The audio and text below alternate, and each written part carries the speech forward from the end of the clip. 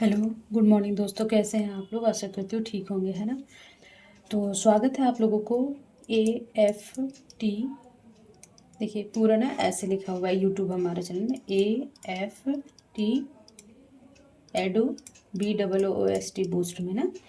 इस टॉपिक में जितना भी नॉलेज है उसे और बूस्ट करें, है ना। जो एक दो नंबर के लिए आप लोग रुक जाते हैं या फिर कहीं कंफ्यूजन होता है, वो कंफ्यूजन ना हो। देखिए इसके बारे में तो नॉलेज आप लोग को होगा, और इसीलिए मैं ना पहले देखिए, और जो भी थोड़ा सा कंफ्यूजन की वजह से कोई भी एग्ज़ाम झारखंड के से रिलेटेड कोई भी एग्ज़ाम आप क्वालिफाई होने में दिक्कत हो रहा है, तो इसे और बूस्ट करें ताकि आपका कोई कंफ्यूजन ना हो।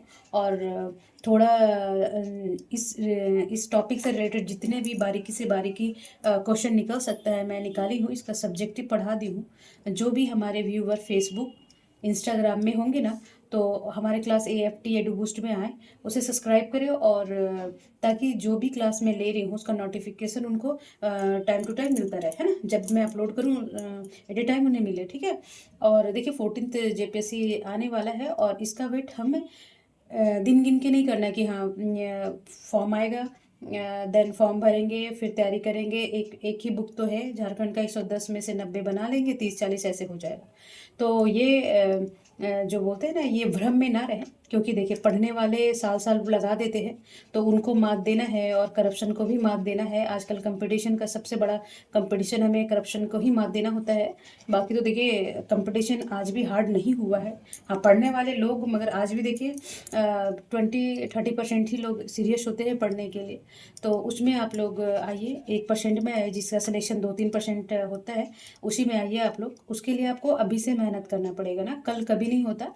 इसलिए आप लोग जो क्लास में अब ले रही हूँ, देखिए इसका सब्जेक्टिव क्लास में ले रही हूँ, इसका ऑब्जेक्टिव आज करवा रही हूँ। तो आप लोग आइए, है ना।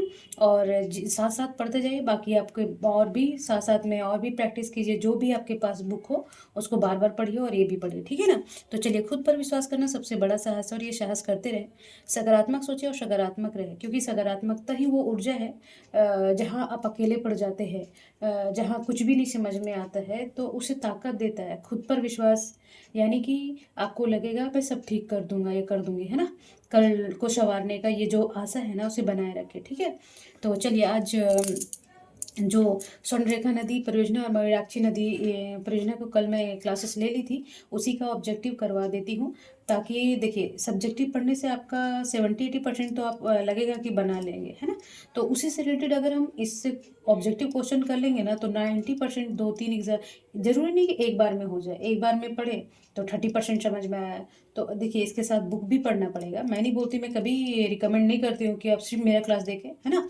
तो आप बुक भी पढ़िए, देन जो भी आपके पास नोट्स है वो पढ़िए, देन और मेरा क्लास तो ज़रूर करें, ताकि आप खुद चेक करेंगे कि बुक पढ़ने के बाद और जो हमारे पास नोट्स पढ़ने के बाद मिली मैम का क्लास करने से कैसा आप लोगों को कितना कॉन्फिडेंस और आता है, प्लस होता है ना।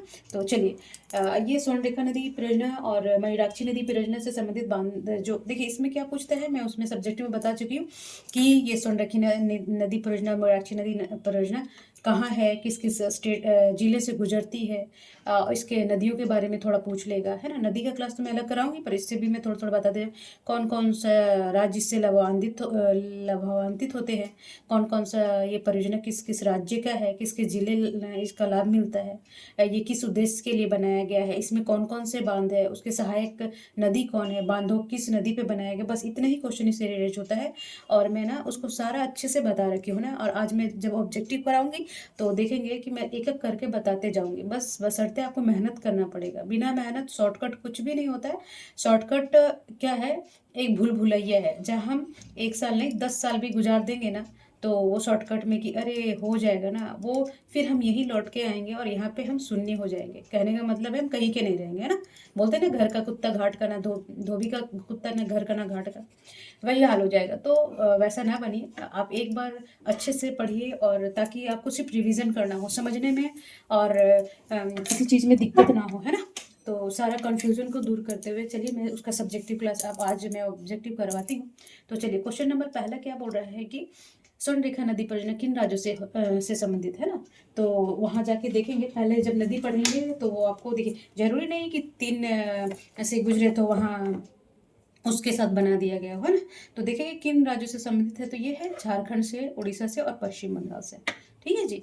और दूसरा क्या होगा, हो जाएगा कि स्वर्ण रेखा नदी का उद्गम स्थल कहाँ है। तो उद्गम स्थल इसका कहाँ पे है, मैं उसका सब्जेक्टिव में पढ़ाई हूँ। तो इसका देखेंगे नागड़ी, रांची के पास ना, ये नागड़ी रांची छोटा नागपुर है, चौपठार, तो वहां से ये निकलता है स्वर्ण रेखा। तीसरा क्वेश्चन क्या बोल रहा है कि स्वर्ण रेखा नदी परियोजना का मुख्य उद्देश्य क्या है। तो ये क्या है, बहु उद्देश्य परियोजना है। ठीक है जी। और बहुउद्देशीय परियोजना क्या होता है, मैं जब परियोजना का देखिए, इसमें झारखंड में ना 3-4 ही परियोजना है, जैसे कि कोयल कारो हो गया, उत्तरी कोयल हो गया है ना, और स्वर्णरेखा नदी, मयूराक्षी नदी, डीवीसी है ना, दामोदर घाटी वैली। तो ये सब 5 मेन परियोजनाएं हैं। तो ये मैं 2 आज करवा दी थी, कल करवा दी थी, और दामोदर का मैं सब्जेक्टिव ऑब्जेक्टिव करा दी हूँ। देखिए छोटे छोटे टॉपिक करते ना, कब खत्म हो जाएगा आपका सिलेबस, और एकदम आप ना एकदम पावर आ जाएगा, कॉन्फिडेंस आ जाएगा जब आप बारीकी से पढ़ेंगे उसको, है ना। चलिए, तो क्वेश्चन नंबर 3 क्या बोला कि स्वर्ण रेखा नदी परियोजना का उद्देश्य क्या है। तो इसका क्या है, सिंचाई, जल विद्युत परियोजना है ना। तो सिंचाई भी, बाढ़ नियंत्रण तो इसका नहीं है। ठीक है, तो ये सारे उद्देश्य होते हैं इनके बहुउद्देशीय परियोजना को। ठीक है, अब बोल रहे हैं कि स्वर्ण रेखा नदी किस सागर से मिलती है। तो आप देखेंगे, अगर आप लोग जान रहे होंगे कि नदी कहाँ कहाँ से गिरती है, मान लीजिए ये झारखंड का मैं रफली मैप बना देती हूँ, है ना। तो यहाँ पे मान लीजिए यहाँ पे ये हो गया आपका रांची। ठीक है, ये रांची हो गया, और यहाँ पे पूर्वी सिंहभूम हो गया, यहाँ सरायकेला हो गया, और यहाँ पश्चिमी सिंहभूम। तो देखिए रांची नागड़ी से निकलते निकलते बहते हुए ये कहाँ जाएगा, वेस्ट बंगाल जाएगा। और ये वेस्ट बंगाल जाते जाते ये कहाँ गिरेगा, बंगाल की खाड़ी में। तो ऐसे अगर नदी के बारे में पता होगा तो आप लोग कर लेंगे। तो बोलता है क्वेश्चन नंबर 4 बोल रहा है कि स्वर्ण रेखा नदी किस सागर में मिलती है। तो ये कहाँ मिलती है, बंगाल की खाड़ी में। ठीक है, ओके। क्वेश्चन नंबर 5 बोल रहा है कि स्वर्ण रेखा नदी परियोजना का की प्रमुख बांध कौन सी है। जो इसमें तो देखिए 8 प्रमुख बांधे हैं, पर उनमें से सभी से देखिए तिलैया भी है, मैथन भी है। तो सबसे तिलैया मैथन तो नहीं है, तिलैया मैथन ये दामोदर वैली का है ना, दामोदर वैली का है। ठीक है, तो ये इसमें खरसावां बांध है, तो ये गालूडी है। तो इसमें सबसे प्रमुख कौन सा है, गालूडी बांध। ठीक है जी, ओके।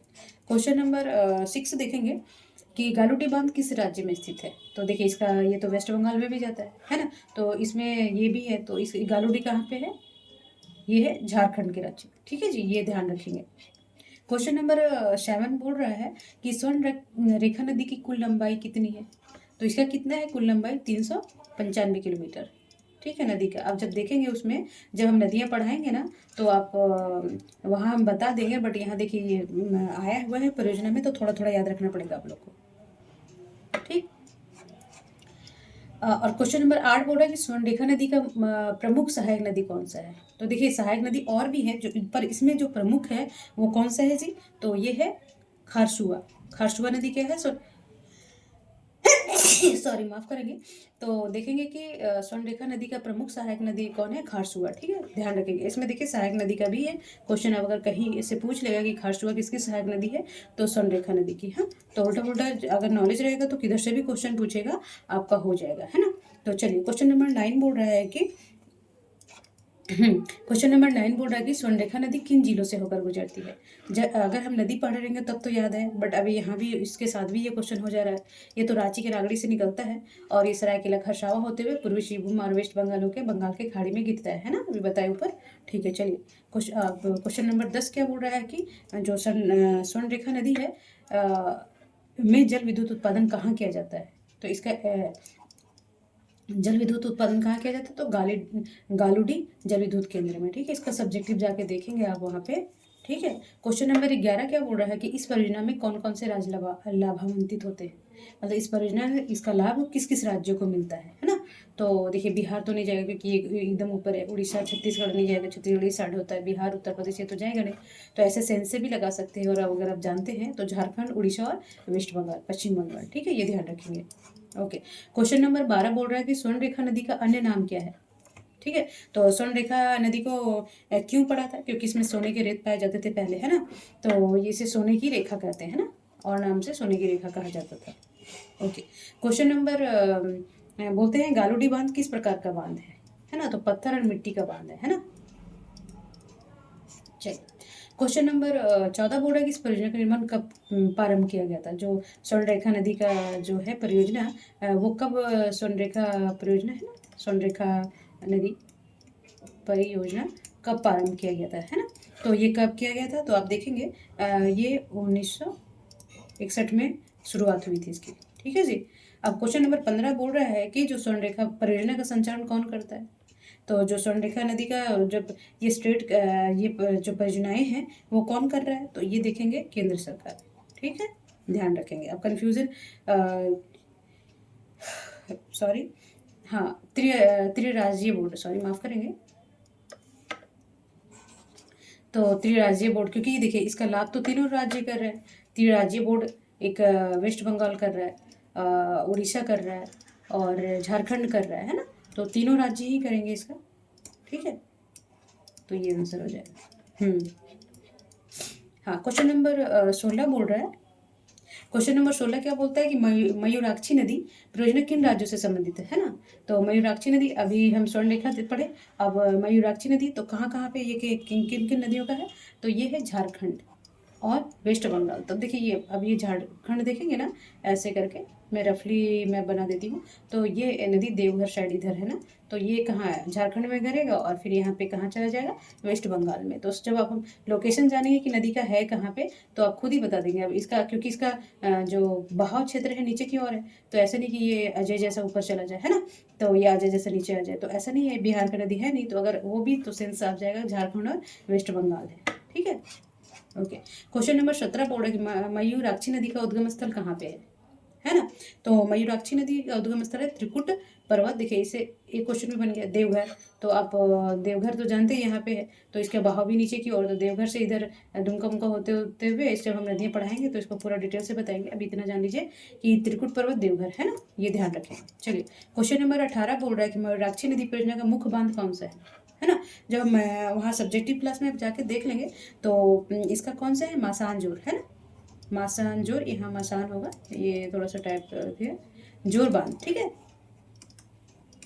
ये प्रमुख बांध है इसका, ठीक है। चलिए, ये तिलैया, कुनार, मैथन, ये सब है दामोदर वैली का, आप जाके देखेंगे वहाँ में। और तिलैया किसे बराकर नदी पे, कुनार बांध पे, ये दामोदर नदी, आप जाके देख लेंगे वहाँ पे ना ये क्लासेस। तो आप मासानजोर बांध किस राज्य में है, तो ये किस में है आप देखेंगे, तो ये है झारखंड में, ठीक है जी, मयूराक्षी नदी। अब क्वेश्चन नंबर 20 बोर्ड मयूराक्षी नदी परियोजना का निर्माण कब प्रारंभ हुआ था, है ना। तो जब आप मयूराक्षी नदी का प्रारंभ कब हुआ था, 1951 में। देखिए इससे पहले, इसके बाद ही स्वर्णरेखा का हुआ था, है ना। जब हम कब पढ़े थे, स्वर्णरेखा का 61 में, तो यहाँ कंफ्यूज नहीं होइएगा जी, 51 में हुआ था, ठीक है जी। क्वेश्चन नंबर 21 बोर्ड मयूराक्षी नदी किसकी सहायक नदी है ना।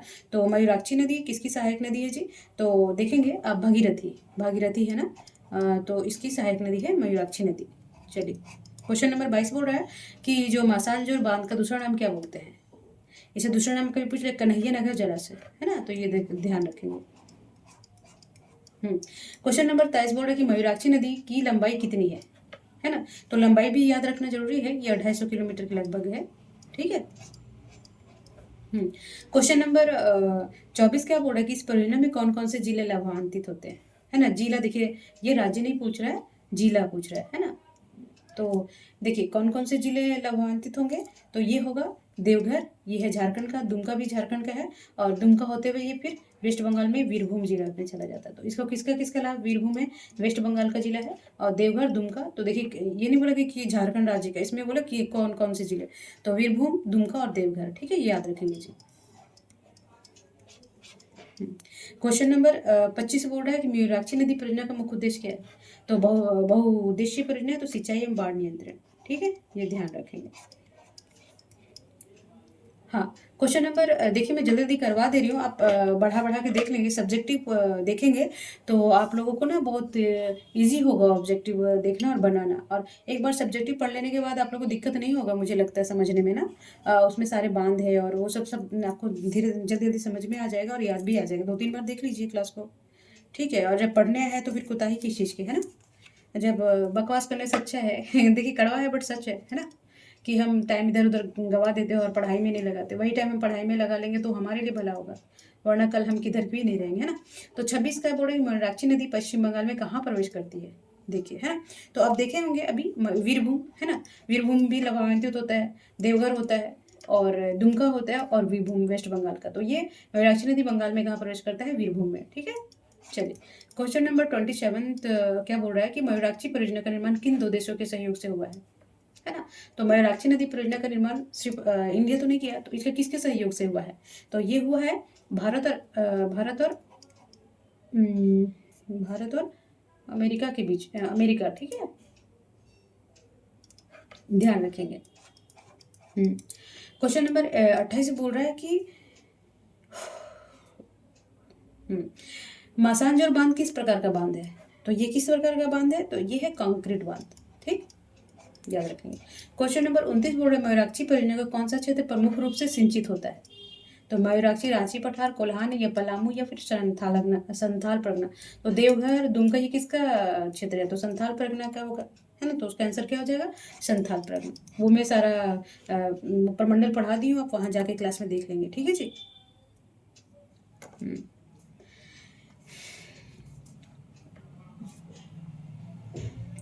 बोल रहा है मयूराक्षी नदी परियोजना किस प्रकार की परियोजना? तो ये क्या है? बहुउद्देशीय। एक उद्देश्य के लिए तो नहीं है, सिंचाई है, बाढ़ नियंत्रण है, बिजली उत्पादन है। अब देखिए चांडिल बांध है ना, किस नदी पर बनना है? तो ये किस में बनना है? स्वर्णरेखा नदी पे। अब मैं वहाँ पे पढ़ाई थी, आप देखेंगे जाके कि चांडिल बांध और कहाँ पे भी है, सरायकेला खरसावां में, मैं ये सब सारा बता रखी हूँ। अब क्वेश्चन नंबर 32 में कि चांडिल बांध किस जिले में है? तो ये देखिएगा सरायकेला खरसावां में है। ठीक है, ये स्वर्णरेखा जाके यहाँ रांची होते हुए सरायकेला खरसावां पश्चिमी सिंहभूम होते हुए वेस्ट बंगाल में जाता है। ठीक है, तो ये सरायकेला खरसावां में है, याद रखेंगे। अब देखिए गालूडी बांध किस नदी पर बनाया गया था? तो अभी हम पढ़ रहे थे कि गालूडी किसका प्रमुख बांध है? तो वो है स्वर्णरेखा नदी का। ठीक है, स्वर्णरेखा नदी का प्रमुख बांध ही है गालूडी बांध। ठीक है, ओके। क्वेश्चन नंबर 34 बोल रहा है कि गालूडी बांध किस प्रकार का बांध है? तो ये देखेंगे गालूडी बांध है पत्थर और मिट्टी का बांध है। ठीक है, अब बोल रहा है कि डिमना बांध कहाँ स्थित है? पूछता है एग्जाम में, ये सब बहुत इंपॉर्टेंस होते हैं, मेन में यही।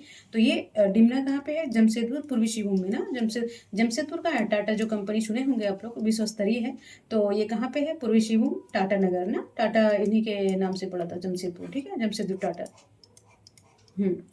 बोल रहा है कि 36 क्वेश्चन बोल रहा है कि जो डिमना बांध है वो किस नदी पर है ना। डिमना बांध देखेंगे, डिमना नदी स्वर्णरेखा की सहायक नदी। अब मान लीजिए 2 क्वेश्चन बन गए यहाँ से कि जो डिमना नदी का किसकी सहायक नदी है?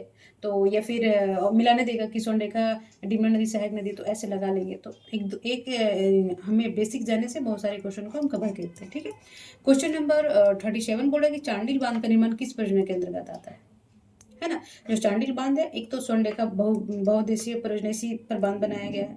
तो याद रखेंगे कि ये है स्वर्णरेखा बहुउद्देशीय परियोजना। देखिए इतना पढ़ लीजिएगा तो मुझे नहीं लगता इस परियोजना से और कोई क्वेश्चन आपसे छूटेगा। ठीक है जी, मेरे सब्जेक्टिव तो पढ़ना जरूरी है। देखिए बिना सब्जेक्टिव का कुछ नहीं होने वाला है, और शॉर्टकट कुछ भी नहीं होता है, ये भ्रम होता है। शॉर्टकट क्या होता है? एक भ्रम है। ठीक है ना। तो क्वेश्चन नंबर 38 बोल रहा है कि गालूडी बांध मुख्य रूप से किस उद्देश्य से बनाया गया है ना। तो जो गालूडी बांध है, जो स्वर्णरेखा का प्रमुख बांध है, तो वो सिंचाई और विद्युत उत्पादन के लिए। ठीक है, ओके। तो क्वेश्चन नंबर 39 बोल रहा है कि चांडिल बांध का निर्माण कब प्रारंभ हुआ था? देखिए ये क्वेश्चन पूछा भी हुआ है, आप प्रीवियस ईयर में जाएंगे और देखेंगे तो याद रखेंगे। वेरी वेरी इंपॉर्टेंस है जी। देखिए बांध और वो कब, किस जिले में है, कौन सी नदी पे है, कौन सी परियोजना पे बना हुआ है ना, और कब स्थापना हुआ, ये बहुत इंपॉर्टेंस है। तो ये है 1973 में इसका निर्माण हुआ था। ठीक है, ये याद रखेंगे। अब देखिए क्वेश्चन नंबर 40 बोल रहे कि चांडिल बांध की ऊंचाई कितनी है ना। आप पूछ देगा तो ये है 56 मीटर। किलोमीटर में अलग होगा, और इसको किलोमीटर में आप लोग चेंज कर लेंगे, तो ये 56 मीटर होता है। ठीक है, 56 मीटर इसकी लंबाई है। ओके, अब क्वेश्चन नंबर 41 देखिए, ये 50 क्वेश्चन मैं छाट के लाई हूँ, और ताकि ये आपका इजी हो जाए पढ़ाई में, और एग्ज़ाम में और इजी गोइंग हो आपका। अगर इसका पीडीएफ चाहिए तो आप लोग बताएंगे, मैं इंस्टाग्राम में अपलोड कर दिया करूँगी। और नहीं तो अगर यहीं से पढ़ रहे हैं आप, जब भी फ्री हो हेडफोन लगा के सुने क्लास को, ताकि आप लोग को कोई कन्फ्यूज़न ना हो बार बार। मगर मुझे लगता है देख देख के कॉन्सेंट्रेशन के साथ पढ़ना ज़्यादा इंपॉर्टेंस होता है, समझने के लिए और ना भूलने के लिए, है ना। तो क्वेश्चन नंबर 41 बोल रहा है कि डिमना बांध किस उद्योग से जुड़ा हुआ है ना। तो आप देखेंगे भेल, टाटा स्टील, बोकारो स्टील। तो ये डिमना बांध किससे जुड़ा हुआ है जी? टाटा स्टील से। ठीक है, डिमना बांध किस उद्देश्य से बनाया गया था? तो देखेंगे कि जल विद्युत उत्पादन, सिंचाई, मत्स्य पालन, तो ये देखेंगे कि ये है औद्योगिक जल आपूर्ति, और किसको देता है, वो टाटा कंपनी को। ठीक है, ये टाटा कंपनी को जो है वो पानी सिंचाई का देता है। तो क्वेश्चन नंबर 43 गालुडी जल विद्युत परियोजना किस नदी पर आधारित है ना। तो अभी मैं कितना बार रिपीट कर रही हूँ, तो आई होप आपको दिक्कत नहीं होगा। तो गालुडी है, ये है स्वर्ण रेखा पे, है ना, इसका प्रमुख बांध है ना स्वर्ण रेखा का। हाँ, अब देखिए पालना बांध कहाँ पे स्थित है। तो पालना बांध कहाँ पे है, तो ये देखेंगे ये पालना था, सॉरी, पालना बांध का मुख्य उद्देश्य क्या है, कनाडा बांध। ठीक है, इसको भी थोड़ा सा ना आप कंफ्यूजन में है थोड़ा सा, इसको आप क्वेश्चन मार्क कर लेंगे, मैं कल वाले क्लास में बता दूंगी। ठीक है, या फिर आप वहाँ पे देखेंगे इसका सब्जेक्टिव क्लास, मुझे अभी याद नहीं आ रहा। ठीक है जी, ओके।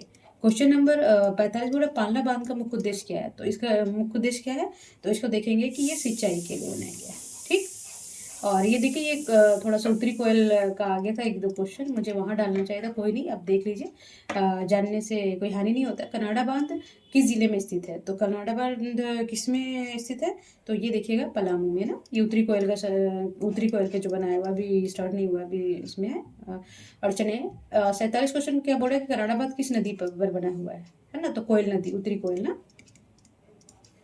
तो ये ध्यान रखेंगे। और गंगा नदी, अभी ये सब क्वेश्चन है अभी छोड़ दीजिए, अभी मेरे पता नहीं ये एक दो क्वेश्चन क्यों डाल दिए वो।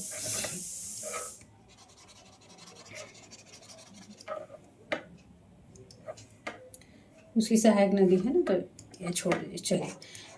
हाँ, तो ये कनाडा बांध वाले एक दो क्वेश्चन छोड़ दीजिए, अब देख लीजिए चांडिल का 49 का। तो चांडिल बांध में कौन से, ये कौन सा क्वेश्चन था, ये है 47, हाँ सॉरी माफ़ करेंगे, देख लीजिएगा ये कनाडा बांध किस नदी पर है, तो ये है औरंगा नदी पर। ठीक, और ये है कनाडा बांध का निर्माण किस उद्देश्य से बनाया गया था, तो ये सिंचाई और जल संग्रह, ये 48 का है। तो ये देखेंगे कि विद्युत उत्पादन के लिए। ठीक, और चांडिल बांध से कौन कौन से राज्य लाभान्वित होते हैं, तो झारखंड, उड़ीसा और पश्चिम बंगाल, ये पहले मैं बता चुकी हूँ। ठीक है, और आज का लास्ट क्वेश्चन है कि झारखंड में कौन सा बांध मिनी जलाशय पर्यटन केंद्र है ना, मिनी जलाशय पर्यटन केंद्र कौन सा है, तो ये देखेंगे चांडिल बांध। ठीक है, ओके, चलिए तब तक पढ़िए 14 जेपीएससी को जोर शोर से तैयारी कीजिए, ताकि आप मेहनत करके आज उस पोस्ट को पा सके जो आपका ड्रीम है, जो सेवा करने का भाव है। देखिए बहुत लोग ऐसे होते हैं, भूल जाते हैं अपना उद्देश्य ना, कि वो इतना दिन मेहनत क्यों किए, क्यों आए इस पोस्ट पे। इसलिए जो भी काम मिल ले, देखिए एक ही लाइफ मिलता है, मेरा उद्देश्य तो यही है। और मैं हमेशा फील करती हूँ कि हर आदमी की ज़िंदगी में ना एक ही ज़िंदगी होता है, और उस ज़िंदगी को ईमानदारी से जी ले, मरना तो एक दिन सबको है ना।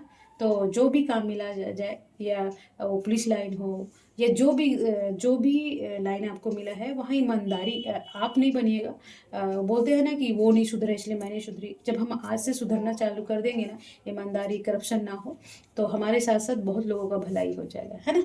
तो चलिए जो भी ड्रीम आप पाइए, मेहनत कीजिए, 14 जेपीएससी क्लियर कीजिए, अपने ड्रीम को पाएँ, पढ़ें, मस्त रहें, स्वस्थ रहें, और अपने के साथ अपने फैमिली का भी ध्यान रखें, क्योंकि एक फैमिली ही एक आदमी का पूरा दुनिया होता है, उस दुनिया को बनाए रखें। तब तक के लिए नमस्कार।